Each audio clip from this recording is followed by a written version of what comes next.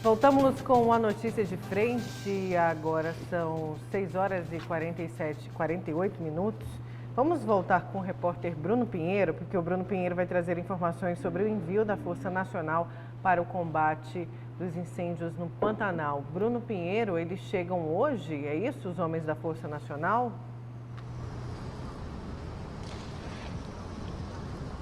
Exatamente, Nayara, eles chegam nesta quinta-feira, dia 24, na região do Sesc Pantanal, lá na região de Poconé. Nesta manhã de quinta-feira, 24, são 48 militares da Força Nacional. Eles já vão receber as primeiras informações e um mapa também dos locais mais afetados, que tem a maior quantidade, o maior foco de incêndio realmente desses últimos dias. Ao todo, é uma estrutura muito bacana que chama atenção. A gente reforça aqui, são 48 militares, são 12 viaturas do Estado, um micro-ônibus, um caminhão de transporte, um helicóptero e vários militares. Eles vão atuar ainda na região do Vale do Araguaia, Chapada dos Guimarães e também na Amazônia. Essa foi uma autorização que entrou já no Diário Oficial, após uma autorização do ministro da Justiça e Segurança, André Mendonça. A gente reforça ainda que o governo federal já havia disponibilizado cerca de 10 milhões de reais que será aplicado totalmente nessa estrutura de combate aos focos de incêndio na região do Pantanal e agora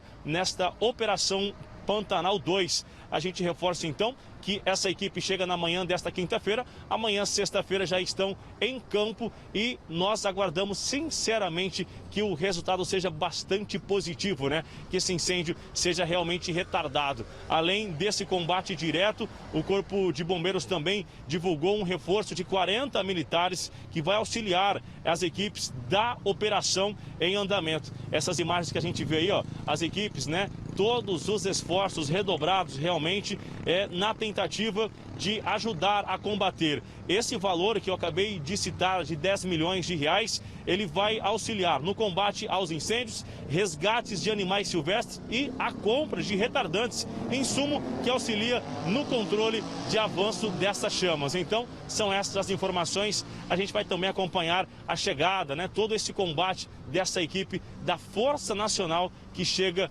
no melhor momento. Na verdade, é uma hora certa de ajudar aí a todos respirar melhor e a combater esse incêndio, guardando a nossa vegetação e o nosso querido Pantanal. Nayara? Obrigada, viu, Bruno, pelas suas informações. Lúcio? E uma informação aí para complementar a participação do repórter Bruno Pinheiro, é que o ministro Ricardo Salles vem a Mato Grosso hoje, Ele vem a Mato Grosso hoje. Não foi divulgada aí a agenda dele ainda, Não foi divulgada a agenda dele ainda, mas pressionado aí pelo Congresso Nacional e pelo Ministério Público Federal, que pediu novamente o afastamento lá do ministro do Meio Ambiente, Ricardo Salles, ele decidiu sobrevoar o Pantanal nesta quinta-feira, dia 24. A agenda do ministro não foi divulgada, mas parlamentares de Mato Grosso foram convidados para acompanhar Ricardo Salles no sobrevoo aqui pela região do Pantanal, destruída pelo fogo, Em todo o Pantanal, o fogo já consumiu aí mais de 3 milhões de hectares. Mais de 3 milhões de hectares. Pois não. Sabe uma coisa que me chama a atenção, Lúcio, com relação a essa sua fala? Inclusive não despertou no governo federal, não despertou no governo estadual. Algo que eu acho bastante importante, uma ação que seria altamente eficaz. Hoje, o país que tem maior condições, equipamentos para fazer combate ao fogo no mundo é o Canadá. O Canadá tem os aviões Canadian Air 415. Esses aviões são anfíbios, Eles recolhem a água de rios, que seja na proximidade dos focos de fogo, e combatem e cortam fogo mesmo, o famoso corta-fogo, esses aviões, E não houve nenhuma mobilização nesse sentido, inclusive considerando que o Pantanal é um patrimônio natural da humanidade, não é só do interesse do Brasil, do Estado, do Mato Grosso, isso é importante, é reserva de biosfera, Quer dizer, então qualquer ação internacional, qualquer tentativa de acordo internacional para resolver uma tragédia ambiental dessa, eu particularmente acho que ações entre governos poderiam agilizar isso de forma muito rápida. entre o governo estadual, o governo federal, numa ação conjunta com o governo do Canadá, exatamente para poder trazer essa infraestrutura toda e fazer esse enfrentamento aí mais rápido, com muito mais eficiência. Ninguém ventilou isso, ninguém falou isso, tá entendendo? Mas isso fica martelando na minha cabeça, até porque eu já vi esses aviões trabalhando e conheço inúmeras situações muito mais complicadas que essas do Pantanal, que foram resolvidas em prazos curtíssimos de tempo, justamente por conta de tecnologia aérea. E só complementando aí essa informação, né, sobre essa visita do ministro aqui a Mato Grosso, no final de semana teve outra visita, não é? Teve visita lá de uma frente parlamentar envolvendo lá deputados e senadores preocupadíssimos com o Pantanal de Mato Grosso. Aí eu quero destacar aqui um trecho da reportagem aqui do jornal A Gazeta, né? Que é o seguinte, né? Presidente da Comissão Temporária Externa responsável por acompanhar o combate aos incêndios no Pantanal, o senador Wellington Fagundes relatou a situação encontrada pelos senadores no sábado, quando visitaram a região passando pela estrada pantaneira. Aí, o senador Wellington Fagundes diz o seguinte: o que vimos lá é uma situação extrema, um prejuízo incalculável para esse bioma, que é um patrimônio da humanidade. Pois muito bem. Aí o seguinte, aí o fogo destruiu, né? Destruiu vegetação, matou animais, fez um estrago danado em mais de 3 milhões de hectares. Eu vejo aqui no site PNB Online, né, que reproduziu aí uma reportagem lá do Estadão, né, do jornal Estado de São Paulo, onde diz o seguinte: a área do Pantanal atingida por incêndios pode levar até 50 anos para se regenerar. E aí o seguinte, aí o poder público agora acordou, é isso? Espera aí. Então é o seguinte, aí criaram essa frente parlamentar, vieram aqui no Pantanal, viram a tragédia de perto, aí agora eles vão criar um estatuto, é isso? Eles vão criar um estatuto para defender o Pantanal. Só que é o seguinte, as queimadas pegam os nossos governantes, colocam eles a reboque todo ano, um ano atrás do outro. O que difere aí é a intensidade do fogo por causa do fator climático. Mas o que não muda aí é o seguinte, o que não muda é a classe política. Essa não muda de jeito nenhum. Fica jogando para a plateia, né? Enquanto o fogo consome o Pantanal. O governador Mauro Mendes falou que em 2 meses, viu? Está falando 50 anos aí?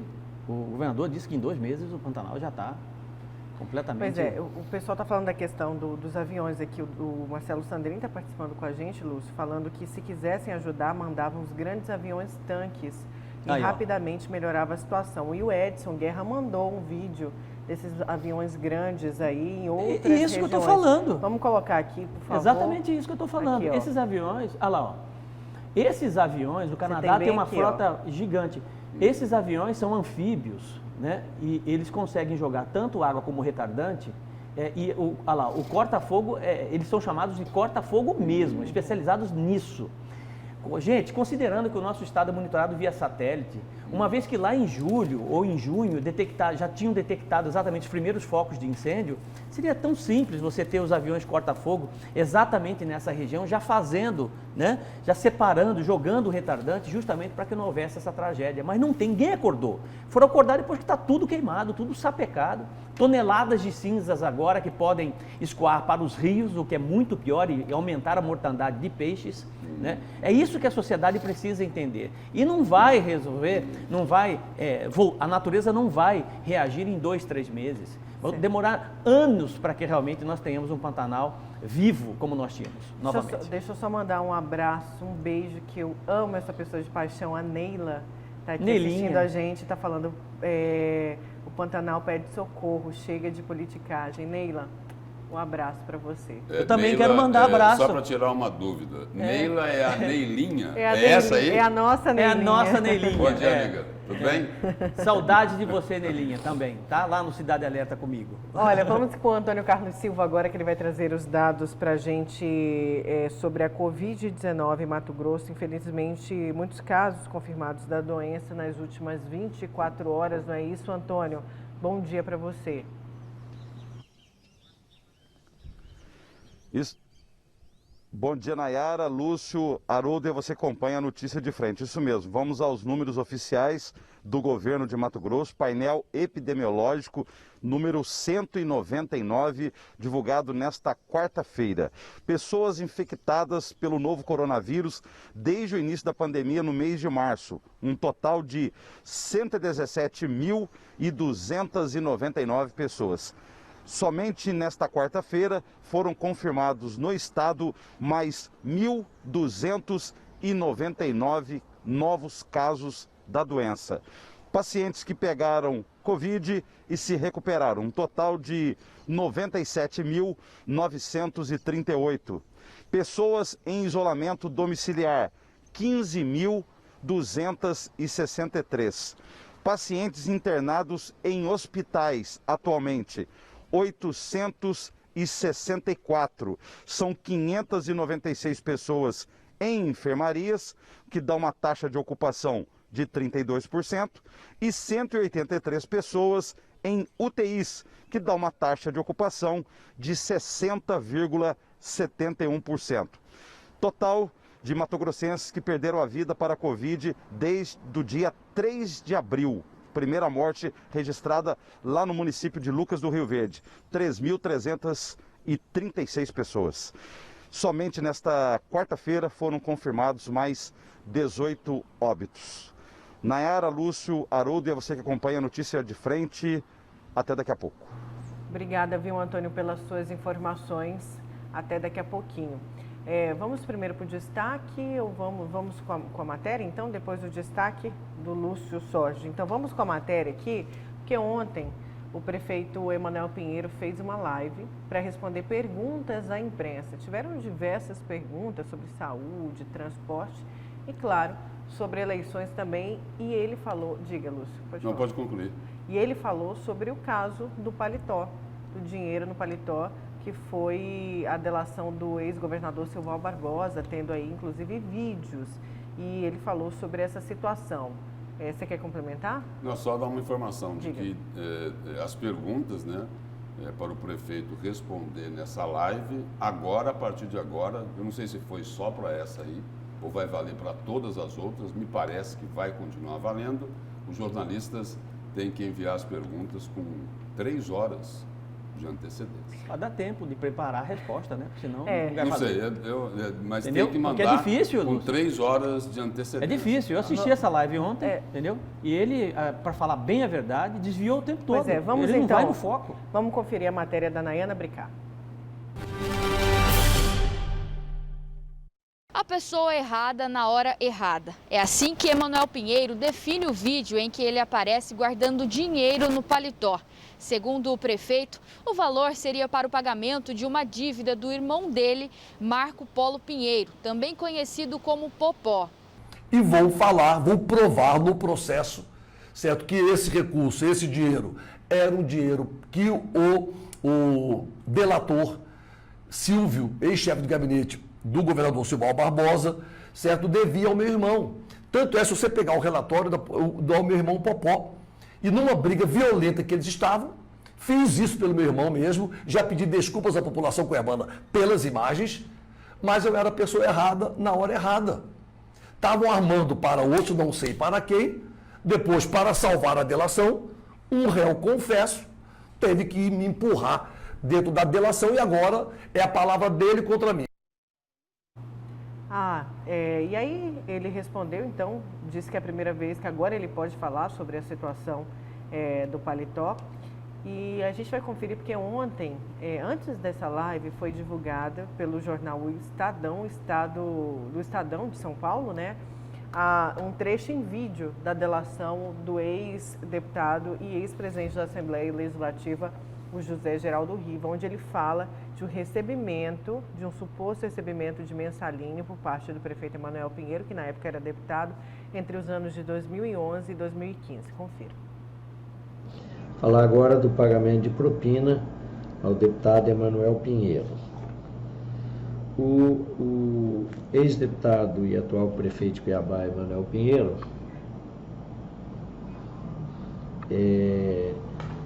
recebeu propina em uma condição, no período de 1 de fevereiro de 2011 a 31 de janeiro de 2015.